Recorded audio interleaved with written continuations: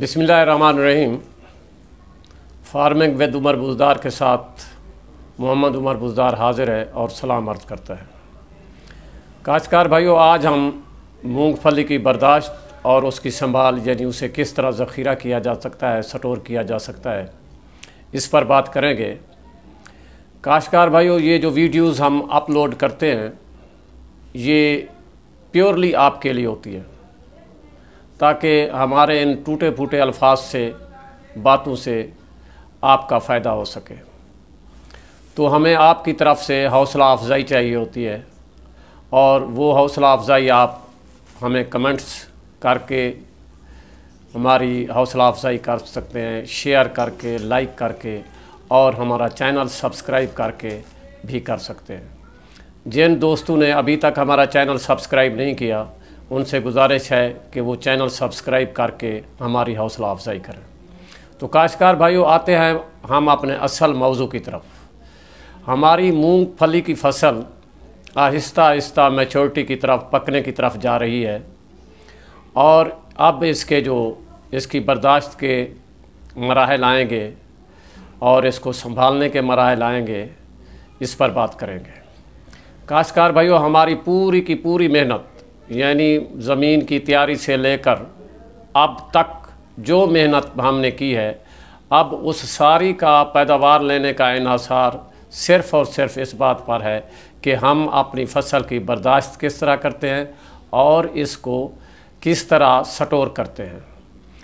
जितना ही हम अच्छी तदाबीर, एहतियाती तदाबीर अख्तियार करेंगे फसल को बर्दाश्त करने के लिए, उतना ही हम ज़्यादा पैदावार हासिल कर सकेंगे और इस तरह एक मियारी पैदावार हासिल कर सकेंगे।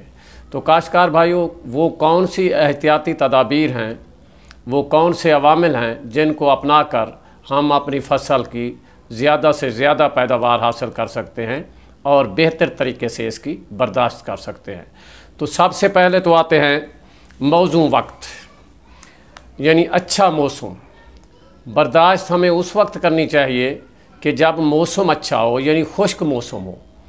बारिश की सूरत में हमें अपनी फसल की जो बर्दाश्त है, फसल को ज़मीन से उखड़ने का जो अमल होता है, उसको रोक देना चाहिए, क्योंकि नमी जो है, बारिश जो है, वो बर्दाश्त शुदा फसल का नुकसान करती है। इसलिए बारिश की सूरत में बर्दाश्त का जो काम है वो हमें हर सूरत में रोक देना चाहिए। अब बात आती है कि बर्दाश्त करनी कब चाहिए। ये हमारे काश्तकार भाई या तो बहुत ही जल्दी कर देते हैं या फिर ताख़ीर से बर्दाश्त करते हैं।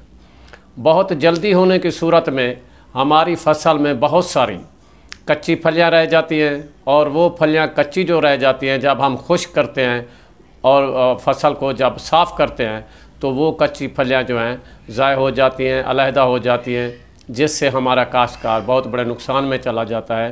फ़ी एकड़ पैदावार कम हो जाती है। दूसरी सूरत है कि ताख़ीर से इसकी बर्दाश्त। ताख़ीर की सूरत में भी हमारी फसल जो है, उसमें जो हमारे पार्ट्स लगे हुए हैं, मूंगफली ज़ेर ज़मीन लगी हुई है, अगर हम देर से इसको बर्दाश्त करेंगे तो जो फलियां हैं ज़मीन के अंदर, वो स्याह होना शुरू हो जाएंगी, गलना सड़ना शुरू हो जाएंगी। इस तरह उनका जो म्यार है वो कम हो जाएगा और मंडी में जो है उनकी कीमत कम लगेगी। तो इसलिए काश्तकार भाइयों, ये बिल्कुल ही आपने ध्यान करना है कि ना तो इतना अर्ली आपने बर्दाश्त करना है और ना ही इतना लेट बर्दाश्त करना। देर से बर्दाश्त करने की सूरत में हमारी जो फलियां होते हैं, इनकी बहुत बड़ी मिकदार ज़मीन में गिर जाती है। ये भी लामहला पैदावार का ही नुकसान होता है।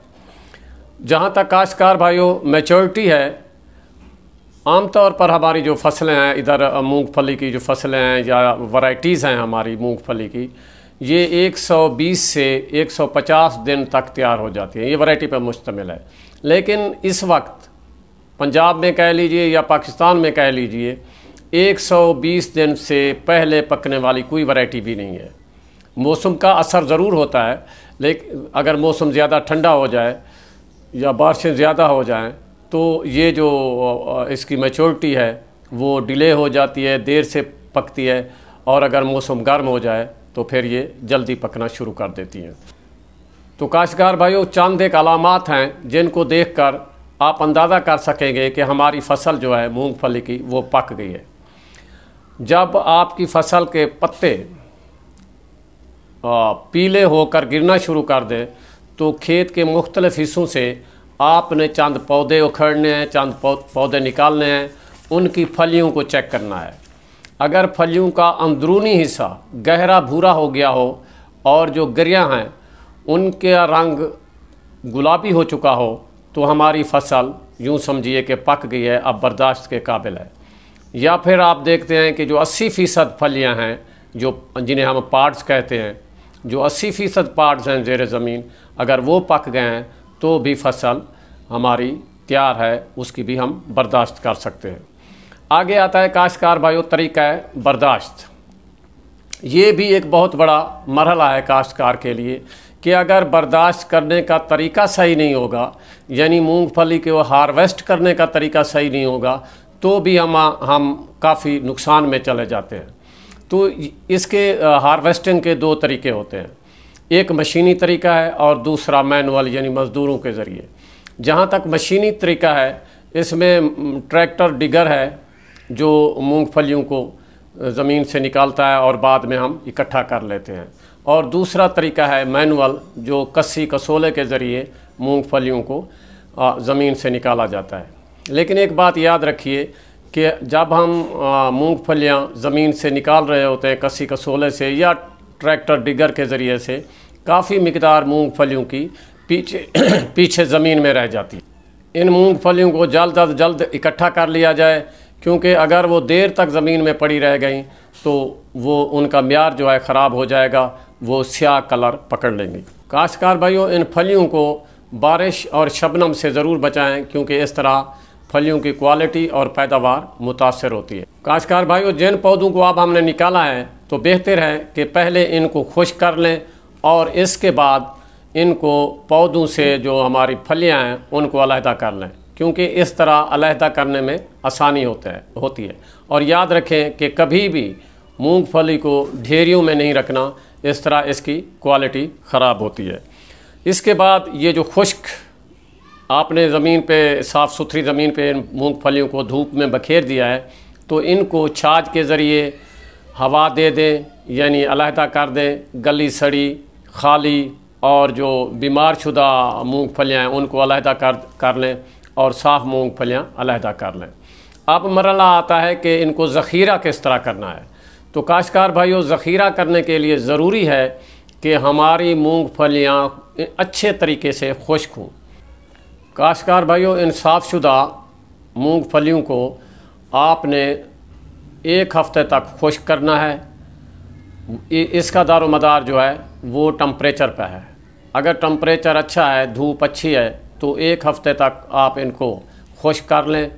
अगर टम्परेचर लो है, गर्मी नहीं है, तो 2 हफ़्ते तक खुश्क करें। इतना खुश्क करें कि जो नमी की मिकदार है इन मूंगफलियों में वो 10% रहे। खुश्क करने के बाद इनको किसी पटसन के बोरियों में, साफ़ सुथरे बोरियाँ हों या फिर कपड़े के बोरियों में भर लें और इनको किसी स्टोर में, एक ऐसा स्टोर हो जो हवादार हो, जहाँ नमी ना हो, ऐसे ही स्टोर में स्टोर कर लें। काश्तकार भाइयों, याद रखिए कि स्टोर इस तरह का होना चाहिए जहाँ दीमक ना लगे, कीड़े मकोड़ों से महफूज हो, बारिश या फिर नमी ना आ सके। तो काश्तकार भाइयों, ये बातें आपसे शेयर करनी थी। उम्मीद है आप अपनी मूंगफली की फसल पर जो मेहनत की हुई है, इन बातों पर अमल करके आप ज़्यादा से ज़्यादा पैदावार हासिल कर सकेंगे। इन अल्फाज के साथ कि अल्लाह ताला आपको हमेशा अपनी हिफ्ज़ व अमान में रखे और हमारे लिए दुआ करें। इजाज़त चाहूँगा। खुदा हाफिज़।